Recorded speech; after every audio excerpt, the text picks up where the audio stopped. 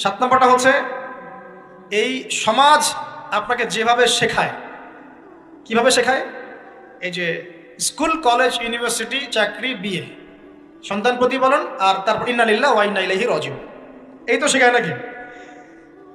সবসময় মনে রাখবেন যে আল্লাহ রাব্বুল আলামিনের পরিকল্পনাই আপনার উপরে সবচেয়ে বেশি অগ্রাধিকার যোগ্য, সমাজের পরিকল্পনা নয়। পরিবার আপনাকে চাপ দিচ্ছে, চাকরি পাস না, পড়াশোনা করিস না, হ্যাঁ পড়াশোনায় কেন তুই 80 নম্বর পাইলি না, কেন চান্স পেলি না, কবে চাকরি পাবি, কবে আমাদেরকে দেখবি, খাওয়াবি, পড়াবি, এই যে চাপগুলো চারপাশ থেকে আসে কিনা।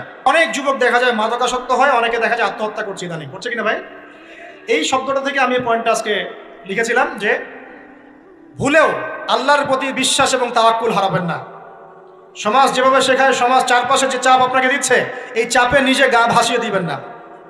আপনি আল্লাহর কাছে দোয়া করবেন, আল্লাহর কাছে পথ চেয়ে নেবেন এবং আল্লাহর প্রতি তাওয়াক্কুল ভরসা করবেন। কখনো আত্মহত্যার পথ বেছে নেবেন।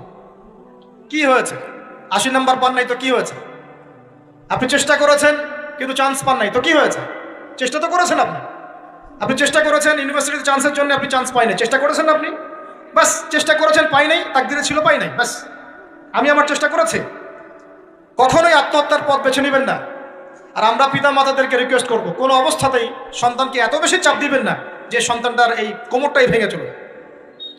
এই সমস্যাগুলো দিন দিন বাড়ছে সমাজের মধ্যে।